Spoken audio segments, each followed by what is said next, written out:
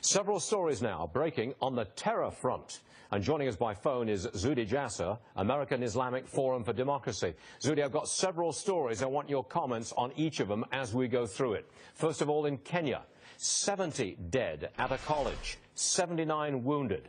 The attack was targeted on Christians by Al-Shabaab, the Muslim terror group. Your comment, please.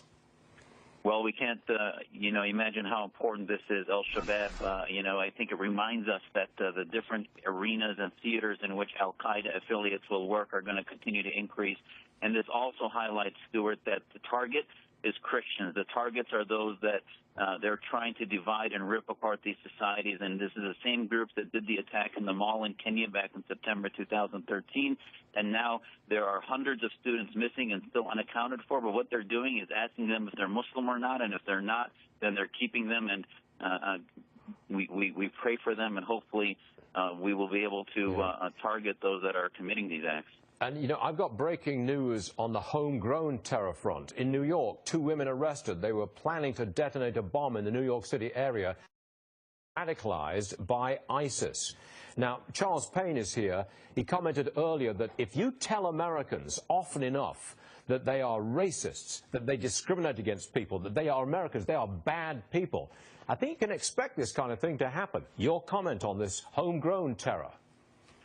Well, it's going to happen because the battle here is these are Islamo-patriots, and as the DOJ indictment says, they were signing up for violent jihad against the West and wanted to be citizens of the Islamic State. So Asiya Siddiqui and her colleague wanted to join this Islamo-patriotic movement. They were doing to copycat previous attacks, and we have not been holding Muslims accountable to counter that patriotism for the West. As you just said, Stuart, it is about demonizing the West, and they want to act here because it's getting harder for them to act abroad. I mean, even this attack in Kenya, many of the people in Al-Shabaab that did this attack are Americans who get radicalized and go over there. And if they can't go over there, they're going to attack here, as we see now with this most recent indictment.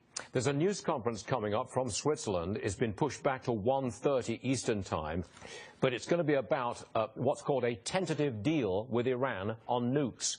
Your thoughts on that one?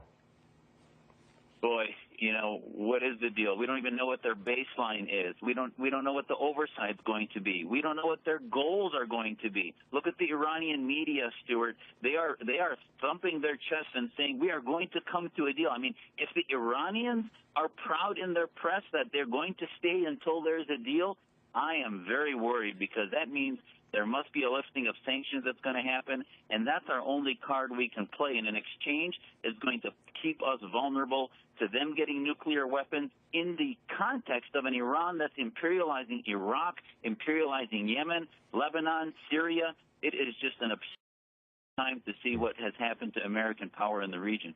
Dr. Zuhdi Jasser served 11 years in America's Navy, a practicing Muslim, a frequent guest on this program. We're honored to have you on the show. Thank you, Zuhdi. Thank you.